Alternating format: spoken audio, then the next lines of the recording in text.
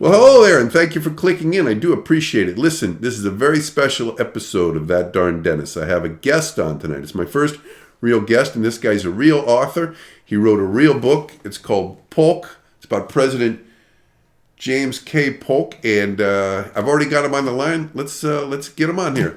Mr. Polk. Mr. Herbert. You there? Mr. Herbert. Yes, I am. First of all, great. Thank you very mumuch for being on the That Darn Dennis. I appreciate it. You're the first real guest I've had on here. You're certainly the first author, and I'm looking forward to reading this Polk. I love history, and I read a lot about presidents and stuff like that. And I just finished John Adams' book. David. I'm so nervous to have you on, but David McCullough's book about John Adams.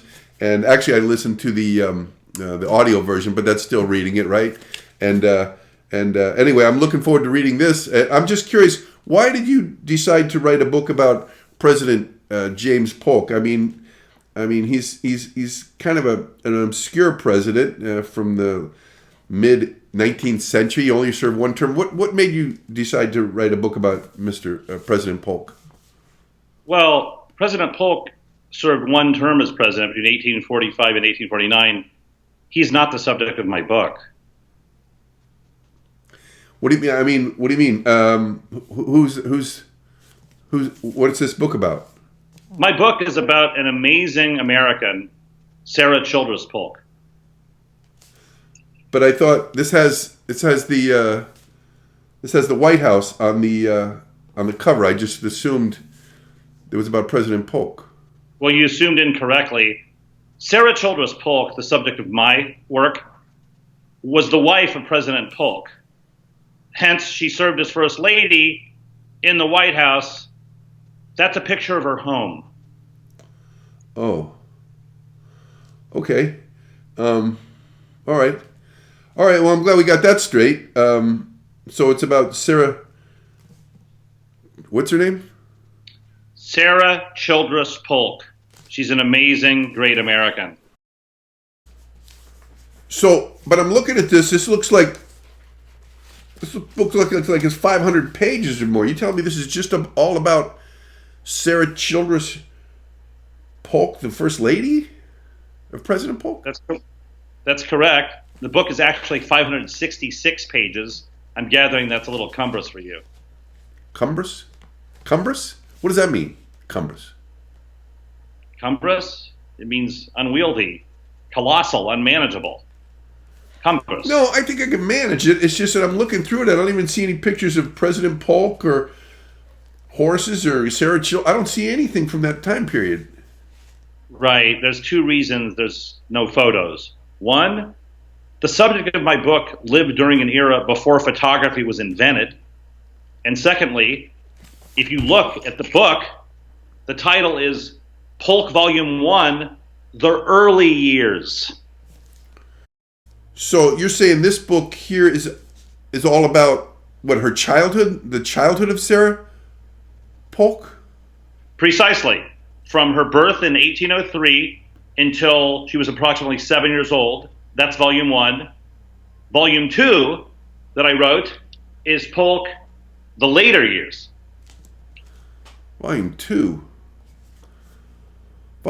So then in that book there, then that's when she meets James Polk and they fall in love and he becomes president and moves to the White House and stuff like that? No, that's incorrect. Volume 2, The Later Years, as the title suggests, is about the senectitude of Sarah Childress Polk's life.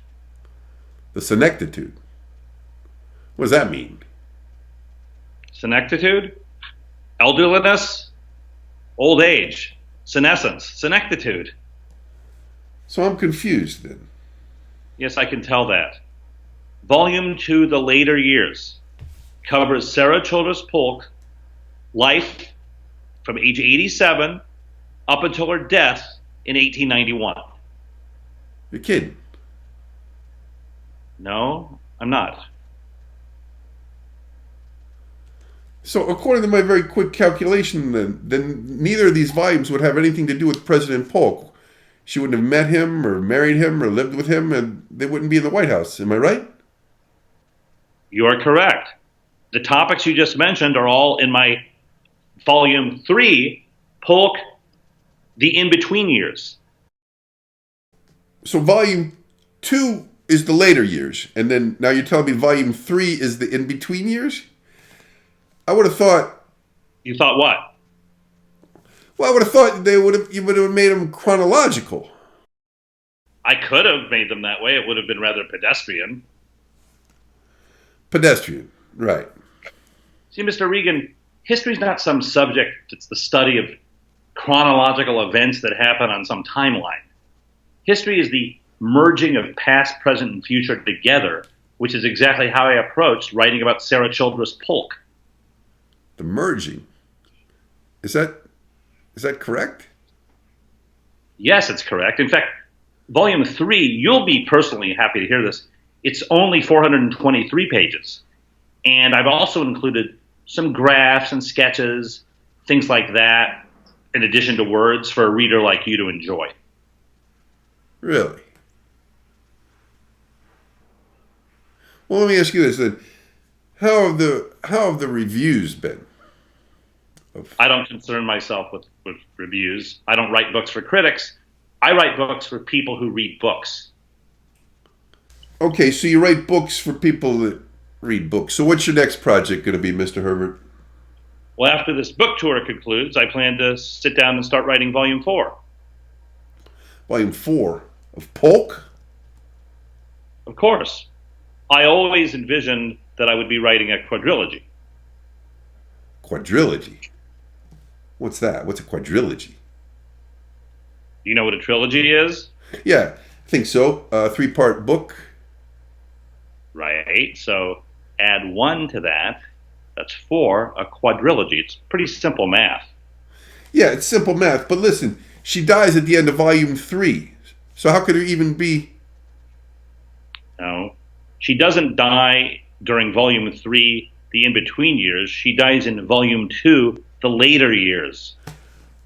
Right. But she's dead. That's my point. She's dead. So there's nothing more to write. How could there even be a volume 4? What could you possibly write about? My gosh, that's not true at all. Volume 4 is about what happened after Sarah Childress Polk's death, but what happened specifically because she had lived. So what's it going to be called? Polk Volume 4, The Legacy. Well, I'm having a hard time imagining what there could be that could possibly fill up 2,000 pages of a quadrilogy on this woman. Well, that's good news. You don't have to imagine anything. You just have to read it. That's why it's a book. Well, I don't have to read it. I don't have to. I'm not going to.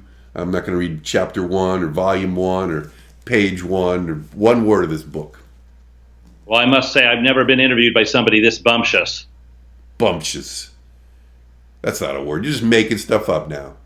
No, bumptious is someone who's self-assured in an irritating or annoying manner. Really? Well, you know why I'm not going to read this book? No. I'll tell you why. Because I think, and I'm quite sure, and most people would think the same thing, that this book would be a lot like you. It would be very platitudinous. Platitudinous? I don't understand. Platitudinous. It's a word. It means boring, dull, uninteresting, lousy, extremely lousy, not worth anybody's time. But thanks for coming on my web series. I appreciate it very much. I hope you'll come back when you finish volume 4. We can talk about that. But for now, so long. Farewell. Arrivederci and sayonara. Hasta luego. Whoa, wow, that was cool, wasn't it? Having an author on here, a real author that wrote a real book on That Darn Dentist. So listen, if any of you have written books and you want to come on here and plug them, that would be great. If not, if you just want to subscribe and that kind of thing, that would be great too. Thanks for clicking in. I appreciate it, and we'll see you next time.